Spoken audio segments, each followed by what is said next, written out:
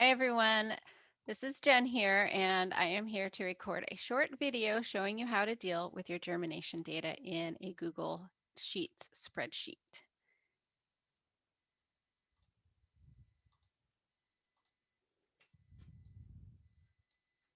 Okay, so you should hopefully be able to see my screen, and what I have here is germination data from an experiment from a previous quarter.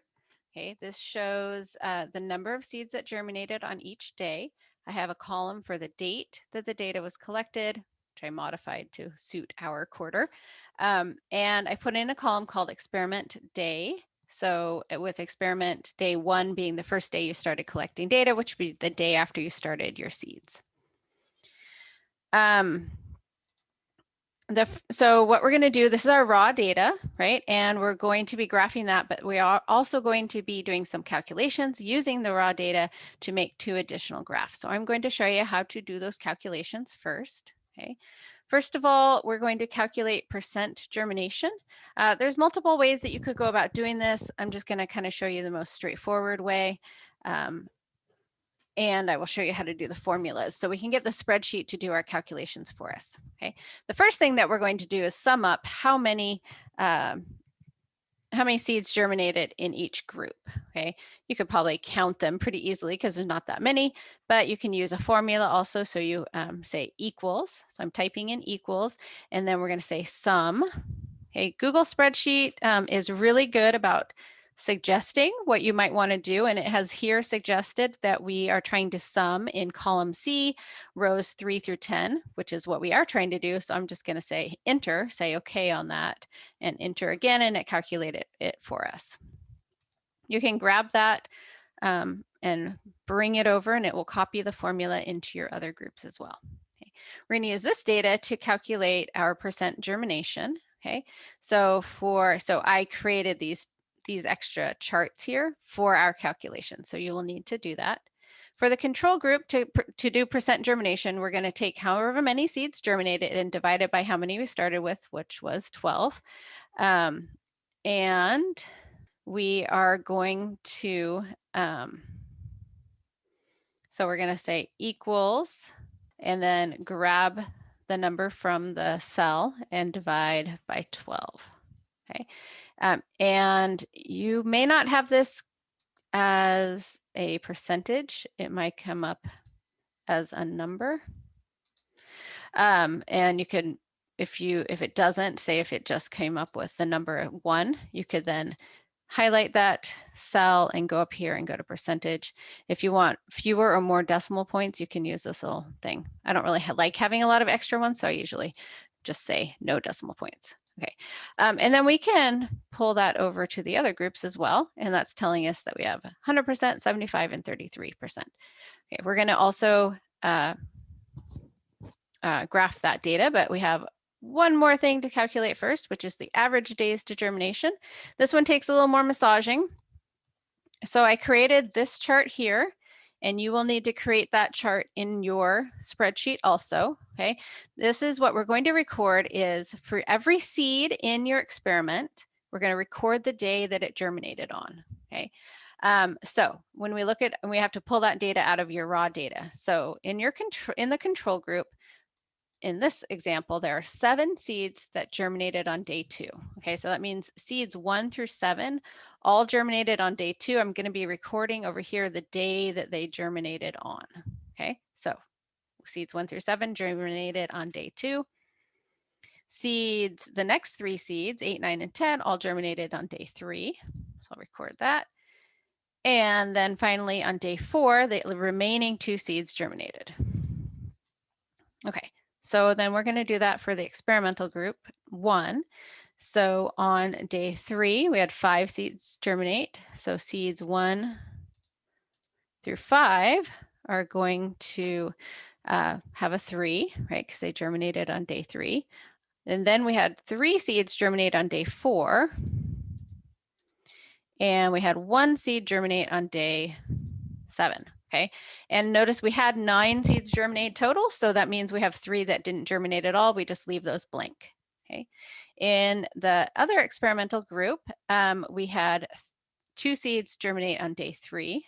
So the first 2 seeds germinated on day 3, and then we had 2 more seeds that germinated on day 6. And we're going to leave that blank.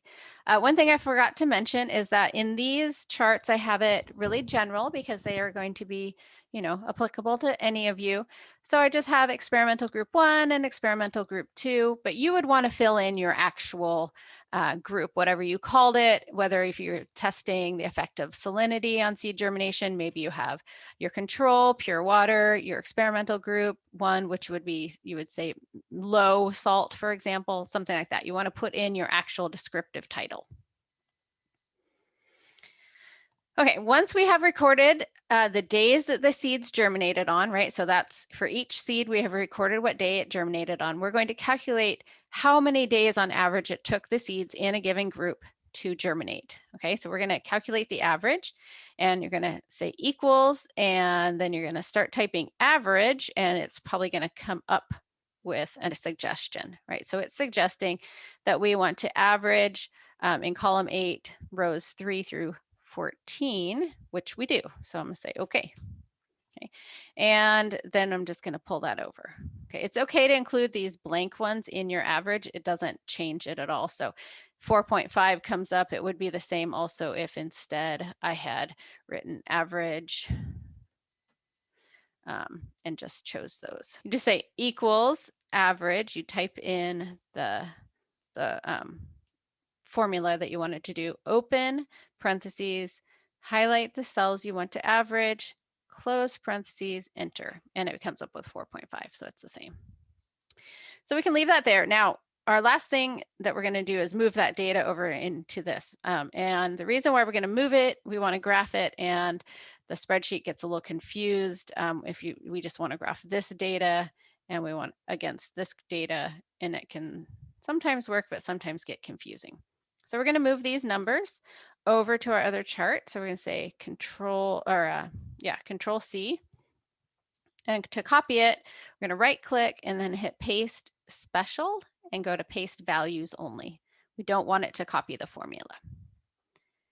Right, we are ready to make our graph. So we are going to make a graph with this data here, just showing the number of seeds that germinated each day. We're going to graph this data here, and I'm just highlighting it to remind us. And we're going to graph this data here. Okay, so we're going to have 3 graphs, and these will be the graphs that you will put into your data analysis assignment, and the 3 graphs that you will then put into your final draft, final report. Okay, to make a graph, you're going to highlight the data that you want to graph, and then you go to Insert, Chart.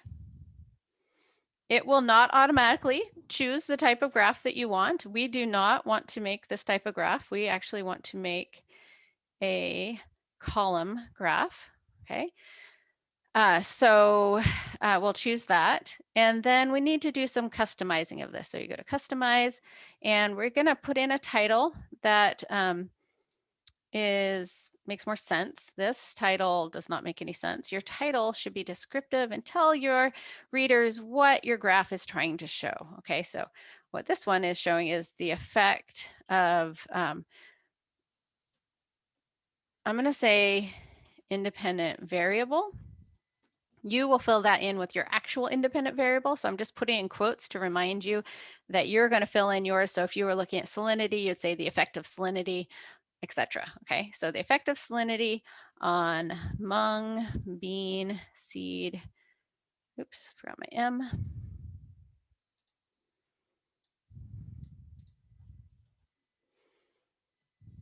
Germination. Okay, the other thing to do here is you can change the text size of the title just because we're going to end up making this smaller just to take up less space in here. And so if you have this on auto, you'll lose some of your title. So just change that. The other thing we want to do is move where we have our legend. And then we also need to make sure both of our axes are titled appropriately. Okay, this automatically gave us experimental day below, which is correct. But we also need a vertical axis. And what that is the number of seeds germinated. Okay. And we look like we need to make that one smaller as well. Well, won't let us make it smaller than we could say number of seeds germinated. There we go. And then let's move the legend. Okay, so instead of the position being auto, we're gonna say you could put on the bottom, or you could put it on the right. I kind of like to have it on the right.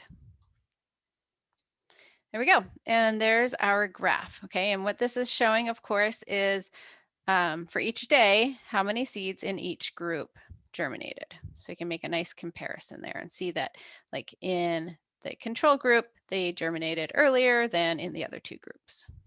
Okay. I'm just gonna put this down here, and we can put that into a document when we're done. We're gonna move on and do our next chart or next graph, which will be the percent germination. So I'm going to highlight it, go to insert chart. Okay, this one is going to give you some weirdness to start with if if it does the same on mine. And what you need to do is go under setup. You need to go to take out the use column B as headers. And then that will give us what we want as far as having the percent germination for each group shown. Okay, we do need to change our title for everything. So we need to change our title for a graph because that doesn't make any sense. This certainly is not 100%. That's not the title. And this is not the title either. It's not control. Okay. So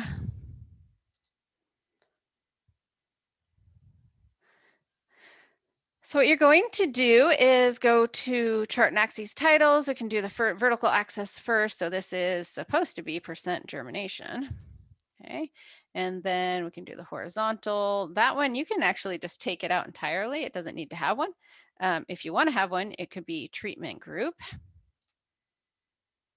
Okay, and then we need to change the chart title because that doesn't make any sense. What we're really trying to show is the effect of, again, independent variable. You'll fill in with yours on percent germination of mung bean seeds over 8 days. Okay, so a lot of specific information. Let's change that size to something smaller. Okay, and then for this chart is now done, or this graph is now done. Okay, and we'll be able to put it into our document. So I'm just gonna click on it, move it over to get it out of the way. I kind of like to the graphs that I'm going to use, I like to stack at the bottom just to keep myself organized. All right, finally, we need to do our average days to germination. So I'm going to highlight that, insert chart. Okay, we do not want a pie graph. We want, again, a column. Okay, and this one set it up properly for us, but we're missing we need to fix the chart title, and we need to give ourselves some axes titles. So the chart title is going to be the effect, again, of your independent variable. And this is on the average days it took mung bean seeds to germinate, which is a little bit of an awkward title. So maybe a better one would be average days to germinate, average days to germination. Oh, there we go. Average days to mung bean seed germination. There we go. That's how you should say it. And we'll change that. And then we need to make sure we have our axes, vertical axes. That is number of days. Okay. And there we go. That should be it. We could, again, put treatment group on the bottom, but we don't need to. Okay. Now you have the 3 graphs that you need for your report, for your data analysis assignment, and for your final report. And what you can do is you can, into a Google Doc, you can just copy. So you're going to highlight it, hit Control C, and then you'll go to your Google Doc, hit you can hit Control V and this will come up, or you can do the right click. If you link to the spreadsheet, it will change it if you make changes on your spreadsheet. If you paste it unlinked, it won't. So if you go back and change your spreadsheet, the graph in your document will stay the same. So you can pick which one you want. I'm just going to have it linked, okay? And it will put it right in there for me. Since I put it linked, if I go back and I change any of this data for that graph, it will be reflected into the document. All right, I hope that helps guide you through how to deal with your data. Remember, you can always ask me questions. You can drop into office hours. You can send me an email, I'm also happy to meet with you outside of office hours if you have a time that works better for you.